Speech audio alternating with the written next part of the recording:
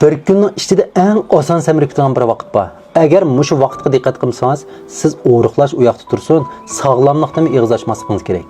Ya'ni uxlashdan burun bir narsa yeyish bilan kechida shoylarni yeyish baklam xatarlik. Siz nima yeyishdan qat'iy nazar bizning badanimizdagi insulin cho'qim xizmat kuchib shu yegan narsalarni bir taraf qiladi. Ammo siz kechida bir narsa yedigan otangizni tashib etmasangiz, o insulin charchaydi, uni orom olish kerak.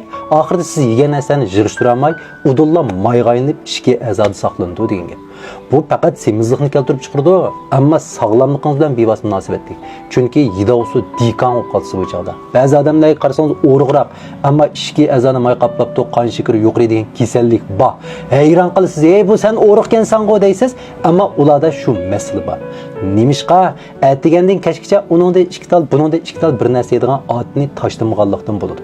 Uning ustiga kechrak bir narsa yesangiz, buningga hissiyotingiz aralashib qoldi o yeydigan narsaga. Sog'lom narsa yeyishni o'ylashmaysiz. Achchiq narsa yeb boqqingiz keldi, tatliq narsa yeb boqqingiz keldi, gazir chiqib boqqingiz keldi, aroq sharab ichib boqqingiz keldi, muzdek bir narsani ichib boqqingiz keldi, chataqning cho'ng chiqdi. Tadqiqot natijalarida sog'lomlik bo'yicha aytilgan ozuqshunoslarniki tadqiqotlarda bo'lmadi deganda uxlashdan 3 soat burun bir narsa yemaslikni deydi. Ba'zilar 4 soat, 5 soat bir narsa yemaydi. Men taxminan 5-6 soat bir narsa yemayman. Siz deysiz, men yemasam qo'sqim ichib ketadi ekan, kech tomoqni baldirib qolsam, men chidamay uxlayolmaydi ekan men deysiz. Ammo siz kechda uxlayolmaganlik sababidan bir narsani jiqrab yegan bo'lsangiz, u texmi xatarlik. Qon shakaringiz o'rlaydi bir narsani yegandan keyin. Siz bu o'ri vaqtida uxlab olsangiz, qon shakar tez suratda tushib ketadi, chunki badanga insulin xizmat qilib qon shakarini tushirib o'tish kerak. Boshqa qanday ahvol bo'ldi, shunday uxlab qolasiz siz. Bunday ahvol bo'lsa yana yaxshi. Agar sizniki insulin ishlamaydigan bo'lsa-chi, masalan, yerib charchab ketib, nega olsang boradi-chi. Qon shakaringiz tushmas qanday qilasiz? Texmi xatarlik bu.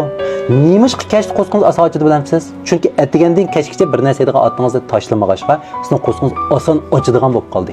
Jiyoganingiz bek kuchli bo'lib ketdi. Ammo shu vaqt tomoqni sog'lom ilmiy moslashtirib, vaqti-vaqtida yeysangiz, kech tomoqni boldiroq yeysangiz, bir hafta chiqib yiqmay, bir haftadan keyin menga rahmat aytasiz. Kechga qo'sqingiz oshmaydigan bo'ladi, ozroq tomoq yeysangiz, qo'sqingiz to'ydigan bo'ladi. Bu kechrak bir narsa yeyish degan, bu semizlar diqqat qilish tegishli ish emas. O'riqlar bunday qilmaslik kerak. Ba'zilar qarasangiz o'riq, ammo kechida tomoq yeydigan bo'lsa, sizda diqqat qilib beqing. Terilarda u bu narsalar o'rilib olgan.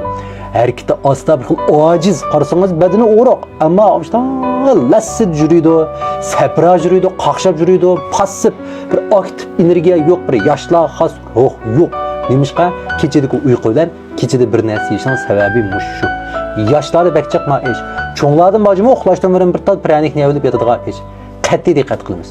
Shu vaqt tomoqimizning vaqtini oldig'aroq suraylik. Bo'landi, keyiniga surmay oldig'aroq suraylik.